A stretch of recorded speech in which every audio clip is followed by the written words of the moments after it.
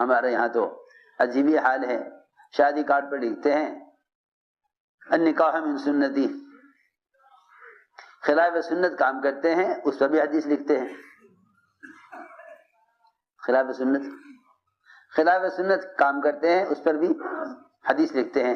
اتنی بے حیائی ہے اور اتنی زیادہ سنت سے کی مخالفت ہے کہ حدیث لکھتے ہوئے بھی خیال نہیں آتا کہ میں خلاف سنت عمل پر حدیث بیان کر رہا ہوں۔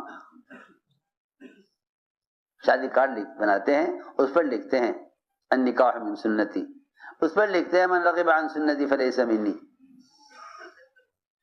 خلاف سنت کام کرے اور پھر اس پر حدیث بھی لکھ دیں، پھر بھی خیال نہیں آتا۔ میں نے عرض کیا کہ لوگ ایک کام کرتے ہیں اور سوچتے ہیں کہ اس زمانے کا طریقہ یہ ہے، یہ سمجھتے تھے ایسے لوگ سنتوں کو مٹانے والے ہیں، اور جو سنتوں کو مٹانے والے ہیں اللہ ایسے مسلمانوں کو مٹانے والے ہیں۔ سیدھی بات ہے۔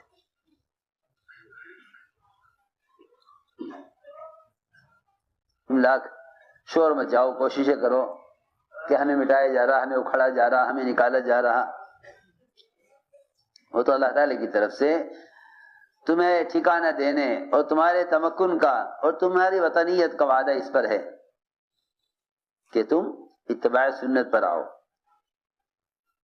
اگر تم نے سنت کو مٹایا تو پھر تمہیں تمہارے علاقوں، تمہارے ملک، تمہارے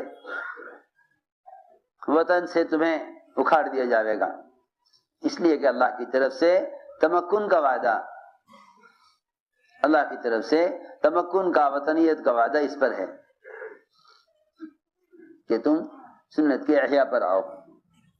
بلکہ مسلمان کی تو امتیازی شان ہی اتباع سنت پر ہے۔ اس زمانے میں مسلمان پہ جتنے حالات صرف اس لیے ہیں کہ اس کا رعب جاتا رہا، اور رعب کیوں جاتا رہا؟ کہ رعب اس لیے جاتا رہا کہ سارا رعب اتباع سنت میں تھا، سارا رعب، بالکل سارا رعب اتباع سنت میں ہے۔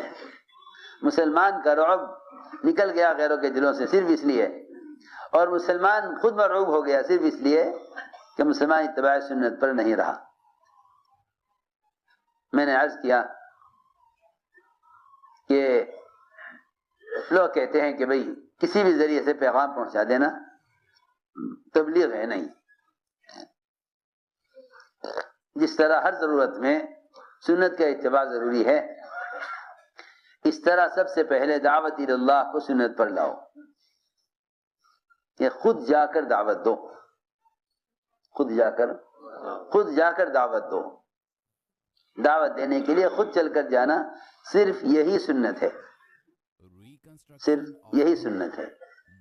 جہاں آپ تشریف لے گئے آپ گئے، آپ نے فرمایا میری تمنا یہ ہے کہ میں دعوت اللہ کے لیے نکلوں اور قتل کیا جاؤں، پھر زندہ کیا جاؤں، پھر نکلوں، پھر قتل کیا جاؤں، پھر زندہ کیا جاؤں، پھر نکلوں، پھر قتل کیا جاؤں۔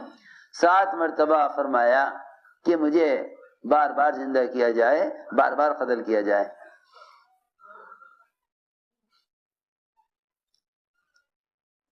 جب دعوت سنت سے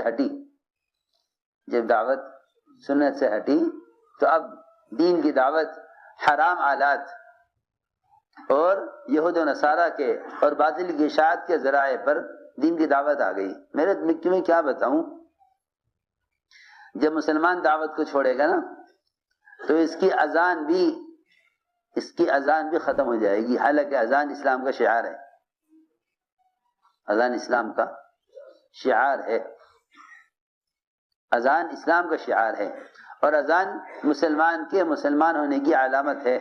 آپ نے ہمارے صحابہ سے تم علاقوں میں جاتے ہو جہاں تمہیں اذان کی آواز نہ آئے تم انتظار کرنا اذان کے وقت کا، اگر اذان کی آواز آئے تو وہاں حملہ مت کرنا کیونکہ وہاں سب مسلمان ہیں، اور اگر اذان کی آواز نہ آئے تو حملہ کر دینا۔ جہاں اذان کی آواز نہیں ہے وہاں کوئی مسلمان نہیں ہے۔ اس زمانے میں اذان مسلمانوں کے علاقوں کا شعار تھا، اذان مسلمانوں کے علاقے کا شعار یعنی علامت۔ مسلمان علاقہ، مسلمان کالونی، اس اس کی علامت ہی اذان تھی، لیکن جب یہ اذان سننے سے ہٹی، کیوں کہ لوگوں کا خیال یہ بھائی آواز ہی تو پہنچانی ہے، سنو میں کیا کہہ رہا، کیا خیال ہے لوگوں کا کہ آواز ہی تو پہنچانی ہے۔ دین کی باتیں ٹیپ کرنا اور انہیں پھیلانا، اس کو ثواب سمجھتے ہیں، اس کو ثواب سمجھتے ہیں۔ بلکہ اب تو ایک نئی بیماری پیدا ہوئی کہ جہاں بھی کوئی دینی مجلس ہو اس کے فوٹو کھینچ کر پھیلاؤ، حالانکہ اس کا گناہ مستقل الگ ملے گا، اس کا گناہ مستقل الگ ملے گا۔ جتنے بھی دین کے شعبے ہیں، چاہے وہ خانقاہ ہوں یا مدارس ہوں، یا وہ تبلیغ اور دعوت یا تدریس اور مشائخ کی مجلسیں ہوں، وہاں تصاویر کا ہونا یا لینا، خدا کی قسم ایسی مجلسوں میں فرشتے شریک نہیں ہوتے۔ سب کو دھوکہ لگا ہوا ہے، جتنے بھی پڑھے لکھے یا عوام ہیں انہیں سب کو دھوکہ لگا ہوا ہے، سب کو دھوکہ ہے۔ عمل کی استعداد اس لیے نہیں کہ ملائکہ تمہاری مجلسوں میں شریک نہیں، کیونکہ اگر جبرائیل علیہ السلام حضور اکرم صلی اللہ علیہ وسلم کے پاس وحی پہنچانے کے لیے، جبرائیل آپ کے پاس وحی پہنچانے کے لیے نہیں آ سکتے اندر، اور باہر ہی کھڑے انتظار کریں، آپ باہر تشریف لائے، فرمایا جبرائیل اندر کیوں نہیں آتے؟ کہا کہ ہم اس گھر میں داخل نہیں ہوتے جس میں تصویر ہوتی ہے، اس گھر میں ہم داخل نہیں ہوتے جس میں تصویر ہوتی ہے، ہم اس گھر میں داخل نہیں ہوتے۔ نبی کے گھر میں کہاں تصویر؟ جا کے تلاش کیا تو پتہ چلا کہ دروازے کے پر جو پردہ لٹکا ہوا تھا، اس پردے پر چھوٹے چھوٹے گھوڑے کی تصویریں بنی ہوئی تھی۔ فوراً حکم دیا کہ اسے اٹھاؤ، نکالو اس کو، پھاڑو اس کو۔ وہ پردہ ہٹا دیا گیا، پھاڑ دیا گیا۔ پھر کہا اب آؤ، کہ نہیں جی ہم ابھی نہیں آ سکتے، کیونکہ جس گھر میں کتا ہوتا ہے اس میں فرشتے داخل نہیں ہو سکتا۔ کتا کہاں بھائی نبی کے گھر میں؟ گھر بھی کوئی ایسا نہیں کہ 10 کمرے، ایک کمرہ، وہ بھی اتنا چھوٹا کہ آپ سجدہ کریں تو عائشہ پیر سمیٹ لیں، آپ قیام کریں تو عائشہ پیر کھول لیں، اتنا چھوٹا سا کمرہ۔ کتا کہاں ہے ہمارے گھر میں؟ کہیں کتا نہیں، کہ نہیں آپ کو نظر نہیں آ رہا، ہمیں نظر آ رہا ہے۔ تلاش کیا تو چارپائی کے نیچے سے ایک چھوٹا سا پلا کتے کا بچہ وہ نکلا، اسے نکالا، صفائی کی، تب جبرائیل گھر میں آئے۔ سوچو، جس جبرائیل کو آپ کو وحی پہنچانے کے لیے آپ کے پاس آنا ضروری ہے، اگر وہ نہیں آ سکتے تصویر کی وجہ سے، تو اب آپ کو کیا یقین ہے اس بات کا کہ آپ بیٹھے ہیں مجلسوں میں اور فوٹو لے رہے ہیں، اور انہیں اتنا ہی نہیں بلکہ اس کی تبلیغ کرنے کو دین سمجھ رہے ہیں۔ ڈبل گناہ پر گناہ کمائے چلے جا رہے، اور یوں سمجھ رہے کہ ہم کیا کر رہے ہیں؟ ہم تبلیغ کا کام کر رہے ہیں، دین کا کام کر رہے ہیں۔ جی ہاں، سب دھوکے میں سب کو دھوکہ لگا ہے، کیونکہ میں نے عرض کر دیا کہ جو عمل خلاف سنت ہوگا، یا وہ عمل بدعت بنے گا، یا وہ عمل کسی بڑے گناہ کا ذریعہ بنے گا، کیونکہ حدیث میں صاف فرمایا کہ اگر تم اتباع سنت پر نہیں ہو تو تم گمراہ ہو جاؤ گے۔ اتباع سنت پر نہیں ہو تو گمراہ ہو جاؤ گے۔ کیونکہ میں تمہیں سچی بتاؤں، جتنے کفر کی لائن کے کام ہیں،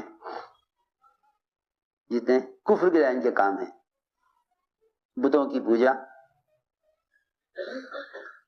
یا کمائی کے حرام نقشے، ان سب میں تو مسلمان یہ سوچ کر ہمت نہیں کرے گا کہ بھئی یہ تو واقعی کفر ہے، لیکن اس سے زیادہ خطرناک چیز یہ ہے کہ آدمی گناہ کے کام کر رہا ہو ثواب سمجھ کر، کیونکہ غلط کو غلط سمجھنے والا تو کبھی اس غلطی کو چھوڑ بھی سکتا ہے، غلط کو غلط سمجھنے والا تو اس کو کبھی چھوڑ بھی سکتا ہے، لیکن غلط کو صحیح سمجھنے والا، مولانا صاحب فرماتے تھے عجیب بات سنا حضرت کی. حضرت فرماتے تھے کہ ایک تو جہالت مرکب ہے، غیر مرکب ہے. ایک آدمی جانتا نہیں، ایک آدمی جانتا نہیں، ایک آدمی جانتا نہیں، اس کو سمجھانا تو آسان ہے. لیکن ایک آدمی غلط جانتا ہے. حضرت مثال دے کر فرماتے تھے کہ جو آدمی یہ نہیں جانتا کہ یہ جانور کیا ہے، گدھا ہے یا بکرا ہے، اس کو تو سمجھایا جا سکتا ہے کہ بھائی یہ گدھا ہے، بکرا نہیں ہے. لیکن جو شخص گدھے کو بکرا سمجھتا ہو، گدھے کو بکرا سمجھتا ہو، فرماتے تھے اس کو سمجھانا بہت مشکل ہے. اس کی جہالت مرکب ہے. وہ غلط کو صحیح سمجھ رہا ہے، غلط کو صحیح سمجھ رہا ہے، وہ غلط کو صحیح سمجھ رہا ہے. اس پر ڈبل محنت کی ضرورت ہے. اس کو پہلے یہ بتایا جائے گا کہ یہ گدھا نہیں ہے، پھر یہ سمجھایا جائے گا کہ یہ بکرا ہے. جو آدمی خالی ذہن ہے اس کو سمجھانا آسان ہے. اس زمانے میں لوگ گناہ کے کام کر رہے ہیں ثواب سمجھ کر، بدعتیں کر رہے ہیں سنت سمجھ کر، بدعتیں کر رہے ہیں سنت سمجھ کر. میں نے عرض کیا کہ جب دین کے پھیلانے کو سنت کے طریقے سے ہٹا دیا جائے گا تو یہ رواجی چیزیں اذان جیسے شعار سے بھی محروم کر دیں گی. اللہ اکبر. اذان کتنی اونچی چیز ہے. سنو غور سے بات، اذان کتنی اونچی چیز ہے. اذان اسلام کا شعار ہے. فتح مکہ کے موقع پر بلال رضی اللہ تعالی عنہ نے بیت اللہ کی چھت پر چڑھ کر اذان دی. توجہ سننا بات، بیت اللہ کی چھت پر چڑھ کر اذان دی. بیت اللہ کی چھت پر چڑھ کر اذان دی حضرت بلال نے. تو ایک مشرک حضرت بلال کو اذان دیتے ہوئے دیکھ کر حضرت بلال کی نقل کرنے لگا اذان کا مذاق بنانے کے لیے. جیسے بلال اذان دیتے تھے ایسے وہ بھی آوازیں بناتا تھا، جیسے وہ کان میں انگلی دیتے یہ بھی کان میں انگلی دیتا، ہنستا تھا اور ان کی اذان کی نقل کرتا تھا. ایک صحابی نے آ کے شکایت کی حضور اکرم صلی اللہ علیہ وسلم سے، عرض کیا کہ یا رسول اللہ فلاں مشرک ہے جو بلال کی اذان کی کا مذاق بنا رہا ہے اور بلال کی اذان کی نقل کر رہا ہے، میں اس مشرک کو ہمارے پاس لے کر آؤ. اسے لایا گیا پکڑ کے. دیکھے فتح مکہ کے موقع پر مشرکین کفار سے ڈرے ہوئے تھے. اسے لایا گیا. آپ نے فرمایا اس سے کہ جس طرح تم نے بلال کی اذان کی نقل اتاری ہے اور جس طرح تم نے بلال کی اذان کا استہزاء کیا ہے، ہمارے سامنے کھڑے ہو کر اسی طرح اذان دو. سنو عجیب قصہ ہے. اسی طرح اذان دو جس طرح تم نے بلال کی اذان کی نقل کی ہے. روایت میں ہے جیسے ہی اس نے آپ کے سامنے کھڑے ہو کر